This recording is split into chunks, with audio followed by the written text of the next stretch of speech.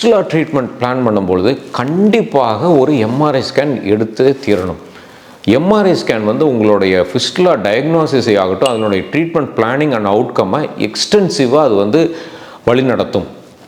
நிறைய சென்டர்ஸில் நம்ம fistula diagnose பண்ணோடனே அடுத்த நாள் காலையில் அதை ஆப்ரேட் பண்ணிடலான்னு சொல்லிட்டாருங்க. டாக்டர் கேட்டேன், நான் கேட்டேங்க ஸ்கேன் ஏதாவது தேவை இருக்குமான்னு. வேண்டான்னு சொன்னாருங்க. ஆனால் பண்ணி பார்த்ததுக்கப்புறம் பார்த்தா சர்ஜரிக்கு அப்புறம் திரும்ப வந்துருச்சு அப்படிம்போம். பெரும்பாலும் அது ஏன் நம்ம தவிர்க்கிறோம் அப்படின்னா, அதனுடைய எக்ஸ்பென்சஸ்க்காக நம்ம வந்து அந்த எம்ஆர்ஐ ஸ்கேனை வந்து நிறைய சென்டர்ஸில் தவிர்ப்பாங்க.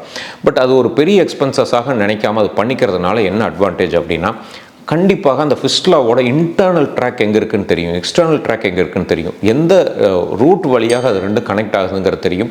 அந்த ஒரு ட்ராக் மட்டும்தான் இருக்கா, இல்லை வேறு பக்க கிளைகள் மூலியமாக ஏதாவது இருக்கா, ஸ்பிங்டரோட லெவல்ஸ் எப்படி இருக்குது, லோ இன்டர்ஸ்பிங்ட்ரிக்கா, ஹை ஆனலா, இந்த ஃபிஸ்டுலாவோட வரக்கூடிய காரணங்கள் வேறு ஏதாச்சும் இருக்குதா, அதர் டிசீசஸ்னால் இந்த காரணங்கள் வந்திருக்குதா, இது எல்லாமே எக்ஸ்டென்சிவாக எம்ஆர்ஐ ஸ்கேன் மூலியமாக நம்ம தெரிஞ்சுக்க முடியும்.